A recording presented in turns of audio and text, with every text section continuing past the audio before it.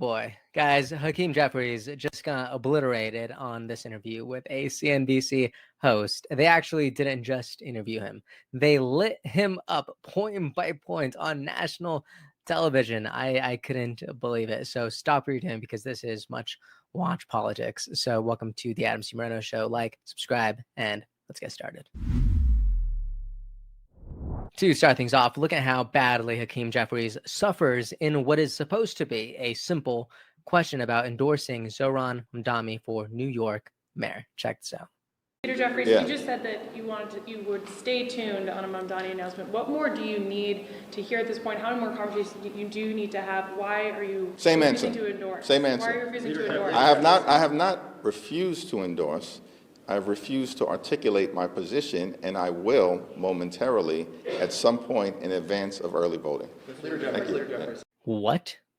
Early voting starts tomorrow. What does that even mean? You say you haven't refused to endorse, and then you refuse to endorse.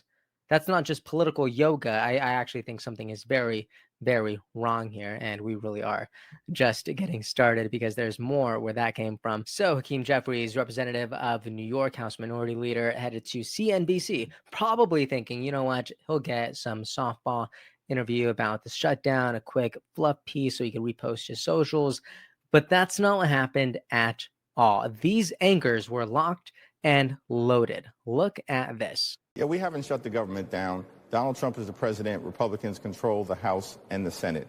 And what we've repeatedly made clear is that we would not support a partisan Republican spending bill that continues to gut the health care of the American people in an environment where Republicans already enacted the largest cut to Medicaid in American history. Hospitals, nursing homes, and community-based health centers are closing because of Republican policies in their one big ugly bill all across the country. Medicare is facing a $536 billion cut at the end of the year unless Congress acts, again connected to the one big ugly bill. And now Republicans are refusing to even consider extending the Affordable Care Act tax credits when open enrollment starts on November 1st. This is a now issue.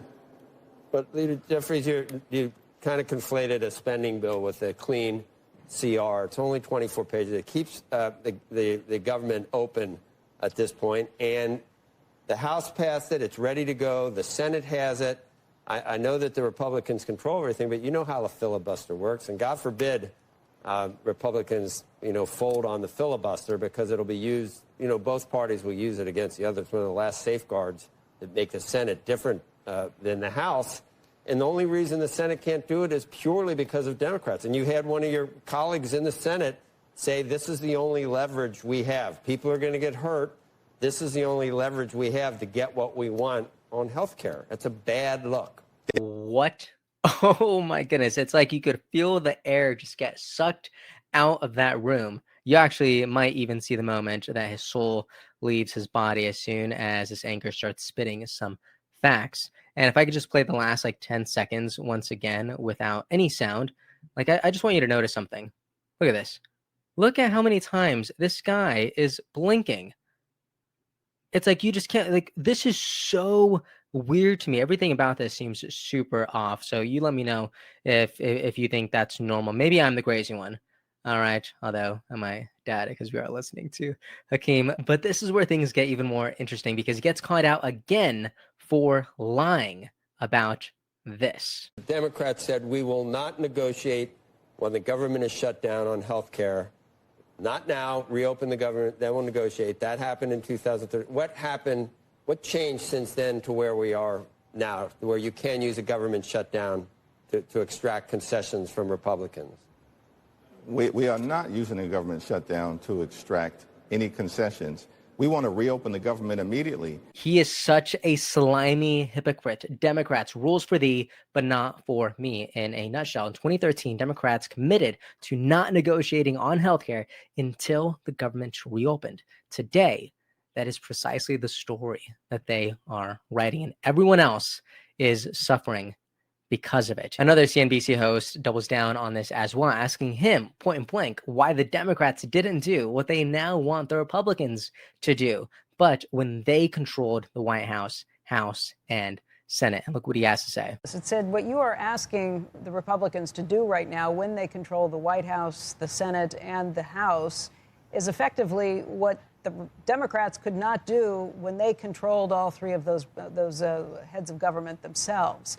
The 10-year setup for this, for these, or the 3-year setup for the expiration of these credits was intentionally put in. It was put in when you controlled the White House, the House, and the Senate.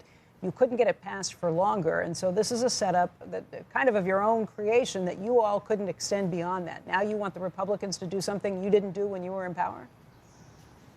It's not a setup beyond what we could do. We extended the Affordable Care Act tax credits in 2022 for 3 years. The program is working. It's providing health care to tens of millions of people in an affordable way, and it should be continued. It's interesting to us that Republicans decided that they would prefer to permanently extend massive tax breaks for their billionaire donors in their one big ugly bill. Did you see how the mood shifted completely? He has nothing, a certified collapse of credibility on live television for the entire world to see. My goodness, that was so hard to watch. Another moment that is exploding all over the internet right now is him getting fact-checked hard by the host. He lies about how there won't be additional spending, but that is just not possible. Look at this. Anybody feels comfortable with. The problem is inflation is often caused by government spending. Additional government spending is not likely to get it to the point where we are going to see less inflation out there. How do you handle that?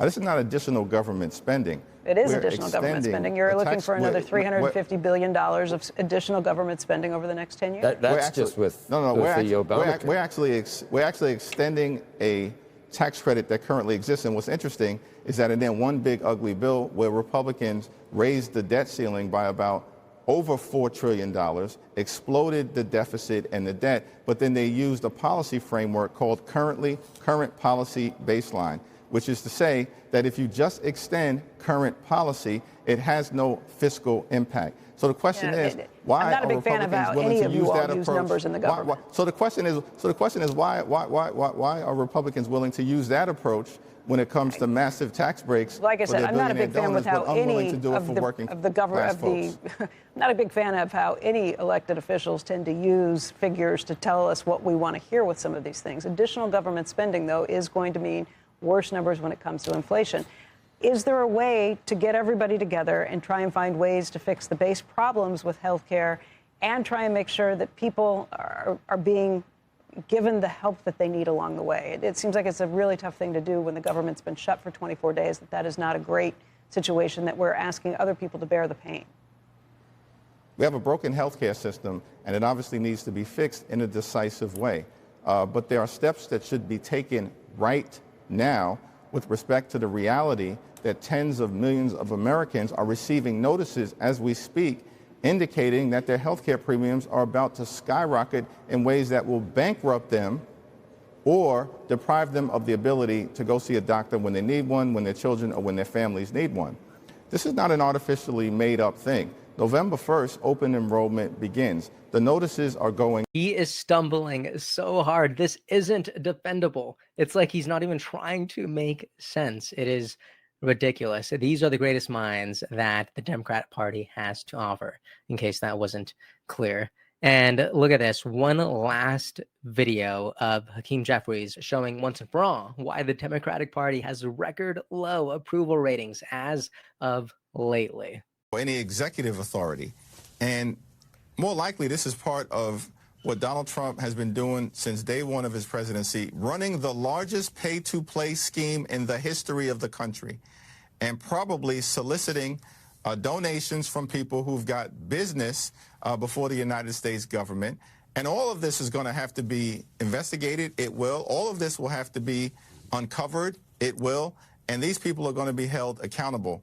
No matter how long it takes. That's going to be the reality of the situation, and that's our warning to all of these people participating in this scheming to manipulate taxpayer dollars and, of course, to destroy the people's house. The White House belongs to the American people. It doesn't belong to Donald Trump. Final question. So let me get this straight. you're launching an investigation that's actually being funded by the taxpayers to figure out how much private donors spent on something they paid for themselves. What, Mike? What are we even doing here? It is ridiculous. Anyways, guys, that is the video. That is Hakeem Jeffries, one of the sharpest minds of the Democrat Party. And I'd love to know what you think about him and this video. So tell me your thoughts in the comments. And if you made it this far, like, subscribe, turn on the bell, and I'll see you all next time.